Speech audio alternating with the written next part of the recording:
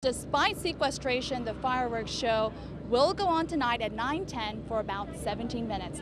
Live at the National Mall, Ko Im, WUSA 9. The White House says the two leaders haven't been seeing eye to eye on a range of issues from Syria to human rights, and this wasn't the right time for a meeting. Well, apparently this incident was reported to U.S. Park Police on Friday. Take a look at the base of the statue. There's a little bit of scribbling as you described.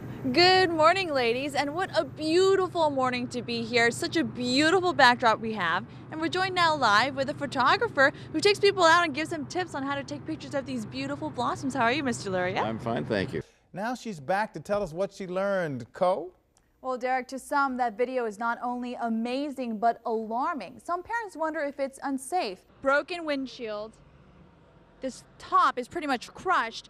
And the source of this damage is this tree that neighbors say had been sloping for a while, and it came down this afternoon. So you might call it surprise breaking news. North Korea's top government body is proposing high-level nuclear and security talks with the United States.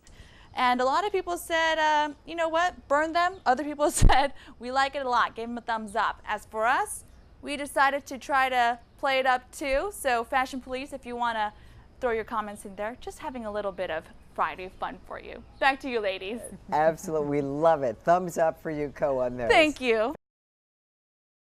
The descendants of a poor black woman whose cells shaped modern medical research will now get a say in how those cells are used. Ko Im tells us about a new agreement that protects the interests of Henrietta Lacks's family and gives a boost to key medical studies in the years to come.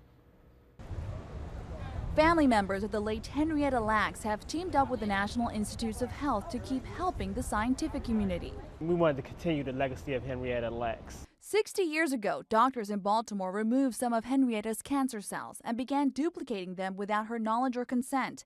In the research world, they became known as HeLa cells, from the first two letters of her first and last name.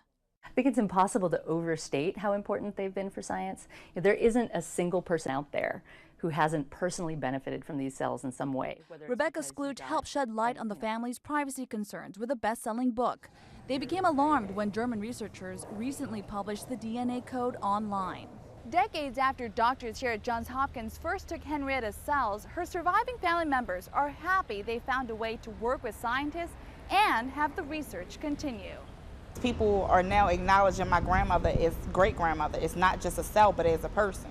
Researchers now must apply to use the HeLa cell data, and a board with Lacks's family members has to okay it. Family members, as in this situation, also have a stake in what happens with these materials and ought to be at the table when we're making decisions about who gets access.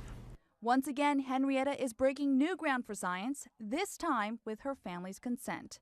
Ko Im, WUSA 9. Her cells help with everything from research to cancer to AIDS to how tape affects us. Cosmetics. It's really amazing. Researchers who get the green light to use that cell data must acknowledge Henrietta Lacks's contribution to science in their findings. The Lacks family is not receiving any money as part of this arrangement.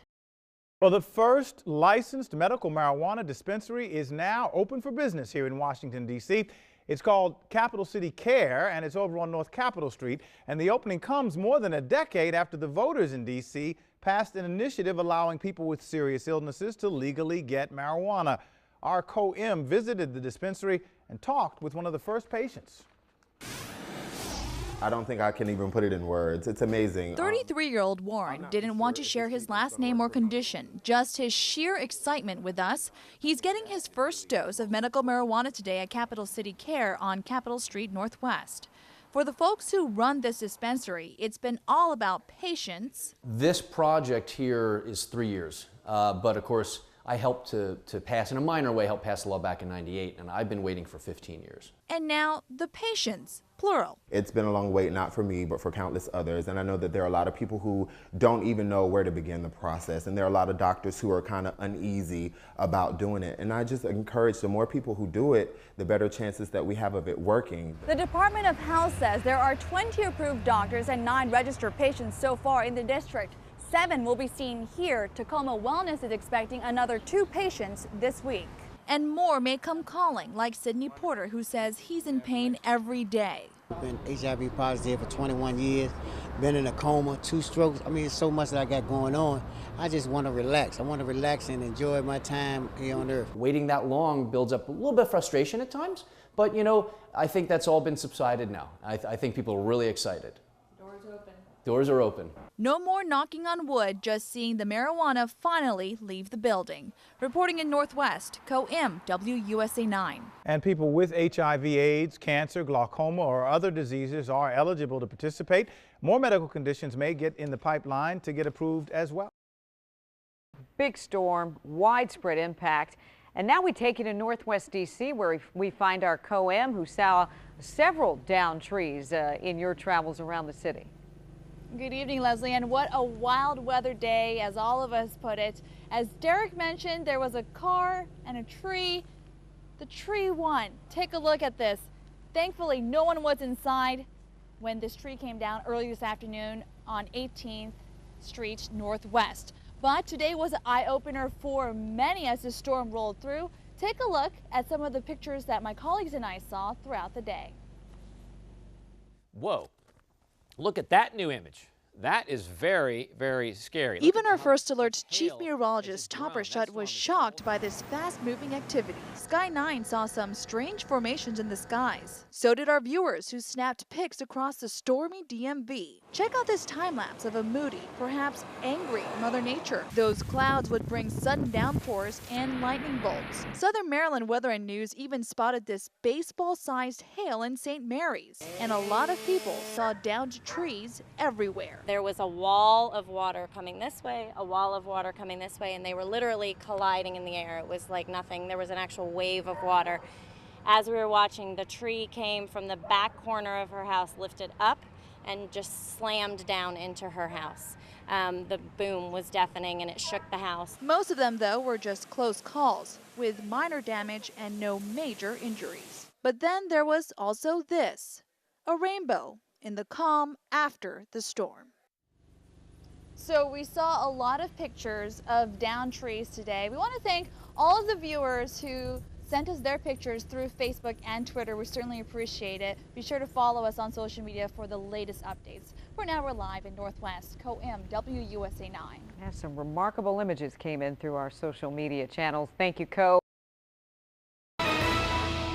Hello, I'm Ko Im. We begin tonight with breaking news. You might call it surprise breaking news. North Korea's top government body is proposing high-level nuclear and security talks with the United States. This comes days after a planned meeting with rival South Korea collapsed.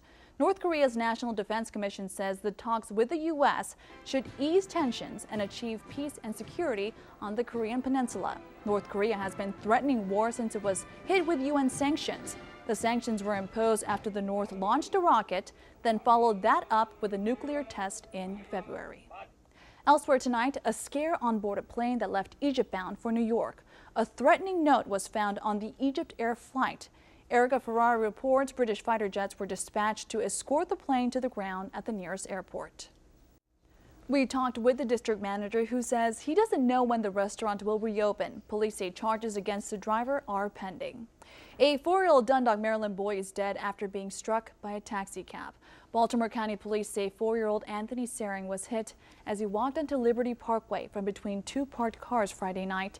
He died a short time later at the hospital. The driver of the cab did remain at the scene. Police say they're still investigating exactly what happened. The images of that big train derailment in Baltimore last month were very dramatic. Now, taped recordings of the 911 calls have been released. Armando Troll has been sifting through those calls and reports those calls are just as dramatic as the videotaped scenes of the crash. The District of Columbia kicked off its summer recreation programs today.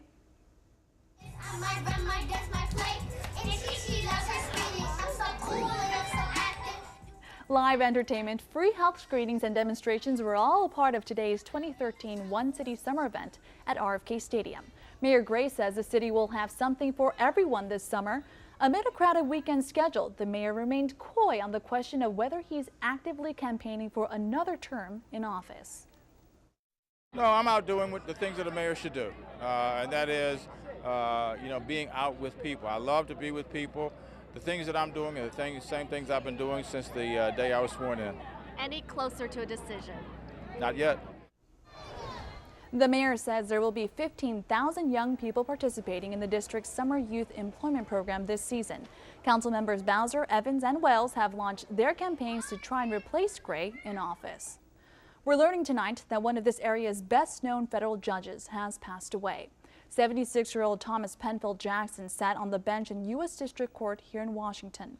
In 1988, he fined former presidential aide Michael Deaver $100,000 for lying about his lobbying activities. 2 years later, in 1990, Jackson presided over the trial that convicted D.C. Mayor Marion Barry of cocaine possession.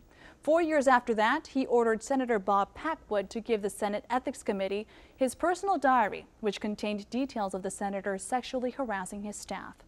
13 years ago, Judge Jackson ruled that Microsoft was a monopoly. Judge Thomas Penfield died of complications from cancer at his home in Compton, Maryland. He is survived by his wife, Patricia King Jackson. Still ahead tonight on WUSA 9, the beach weekend in Ocean City gets off to a violent start. And firefighters finally catching a break battling the most destructive wildfire in Colorado state history.